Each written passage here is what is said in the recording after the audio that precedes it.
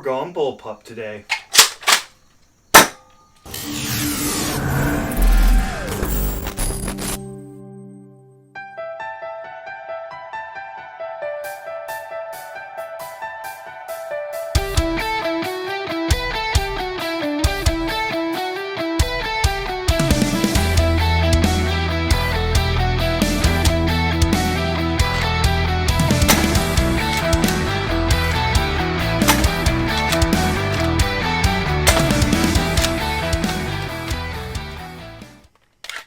Greetings audience, I'm Boomstick, and today we're going to be talking about the Chimera Mk7 by Northeast Designs.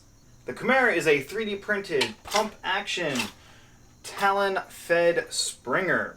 Now mine is currently set up for the angled mags, however there is an option for the straight mags as well. The files for the Chimera are not on Thingiverse. You will have to find them through Northeast Designs Discord, which you get granted access to after buying hardware and the like. And speaking of hardware, Northeast Designs does offer hardware and pre-built blasters as well on their website, which of course I will have linked down below in the description. Printing instructions were very clear and easy to understand. Some parts needed to have support materials, so you do have to do a little bit of cleanup, but for the most part it's pretty simple cleanup, so nothing to complain about there. The instructions for the Chimera are good, however I do feel like they get a little overcrowded at times, like too many steps in one picture, so I got a little confused, but again, that's more of my own personal understanding. I was able to get through the whole thing without having to ask Northeast Designs for clarification, but it just took me a couple of seconds on a couple of those steps where I was staring at the picture trying to go, I think that's what I'm supposed to do. As far as comfort goes, it is the perfect size for me. Now, it might be a little big for somebody of a smaller stature. However, I find this to be perfect shoulder length and perfect length to the front grip for me to be able to just pump back, slide forward, fire. Only thing that I get a little confused on sometimes when I'm firing this blaster, and it's going to just come down to practice, is I keep trying to put the mag here instead of here, because the entire mag ball system here moves back and forth. Now, if you're wondering why they made such a strange design choice, that is due to the dead space. By having the entire mag well slide back with the plunger and then slide forward over the barrel, there is pretty much zero dead space between the plunger and the dart, as opposed to having a pusher, which then you have a little bit of a space between the plunger and the dart itself, which is why it is made like this. However, that does mean you cannot load the mag without priming it back. So for those of you spoiled by the Vanguard system like myself, that might take a little getting used to. The quick takedown on the Chimera works beautifully. Just a simple pin removal followed by 3 thumb screws, and now you have access to the spring.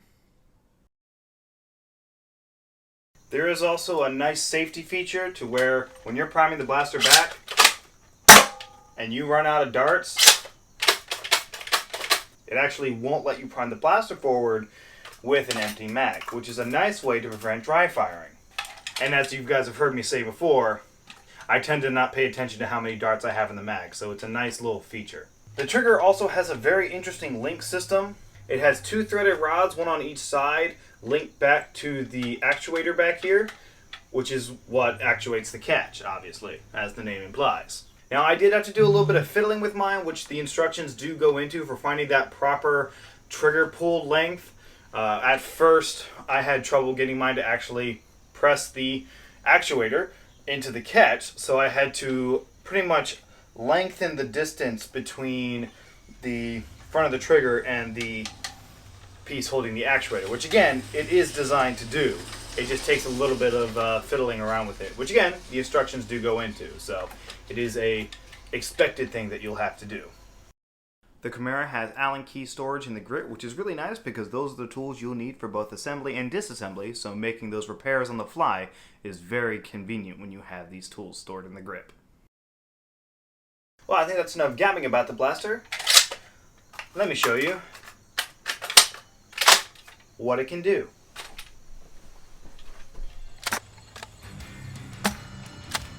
As you can see, the darts are sailing well past the tree, which is my 100-foot marker.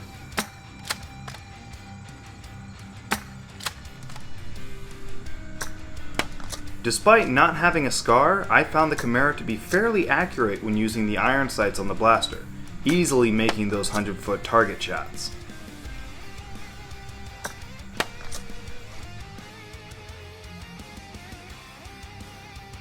Northeast Designs was able to get over 240 FPS with the K18 spring with the max spring spacer. Northeast Designs has spring spacers for all of their spring setups, giving you a nice variety of FPS that you can attain. Now for my overall thoughts on the blaster. I do find this blaster to be comfortable. I find firing it rather easy. I do think the prime is a bit beefy, but it's not a problem for myself. However, other people might have a problem with how beefy it is. Now with this being a Bullpup blaster Springer, it's obviously going to get paired to things like the Talon-Claw U Bullpup and the Lynx. I happen to have experience with all three, and there are, I'll say, pros and cons between the three. I have one more blaster to build, and then I'm going to be hopefully doing a Bullpup overview where I compare the different Bullpup Springers. So be on the lookout for that. The Chimera is a beast of a blaster straight from building it. I was easily getting 215 to 230 and above with this blaster. I do wish I could put a scar barrel on the Chimera. However, the scar barrel that I like, the Blaster Tech scar that I have on my skewer here, it unfortunately can't seat down far enough to actually attach to the barrel. So that is a slight issue. Either the barrel needs to be longer in order for a scar barrel to go onto it, or the opening here needs to be wider. Even without the scar though, I found myself fairly easily able to aim this blaster using the iron sights that are on the Chimera itself. Also, much like the Venturi, the catch does take a little bit of wearing into before it gets that nice catch.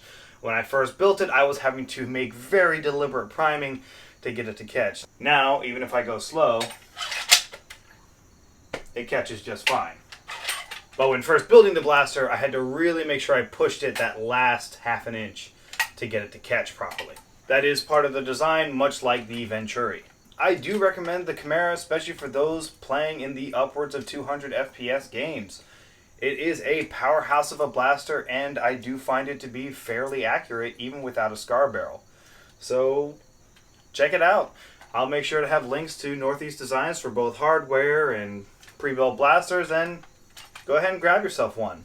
Now, I will say there is some history with Northeast Designs in the past, especially concerning the Chimera. However, I will say, in my time of both building with the Venturi and building the Chimera, very fast shipping times, very easy communication. Northeast Designs has worked very hard to make sure that you're getting quality products in a timely manner, and I have not had a single issue with ordering either of my kits. And they've been very open about their communication. So, despite what may have happened in the past, I do highly recommend Northeast Designs, both for the Chimera, the Venturi, and just as a company in general. I think they are definitely worth your time checking out. Thank you all for watching. If you guys have any thoughts about the Chimera Mk7, definitely let me know down below in the comments. And hey, if you want to support the channel, you can check out my Patreon and be one of these lovely people over here. There's lots of neat little bonuses and whatnot. Still trying to work on revamping it some, so if you want to hop in, tell me what you'd like to see, very easily make that happen. You can also support the channel by hitting like, leaving a comment, subscribing, and hitting that bell. All of that really helps me with the whole YouTube algorithm thing that's going on. So, again, thank you all for watching. I've been Boomstick, and I'm out.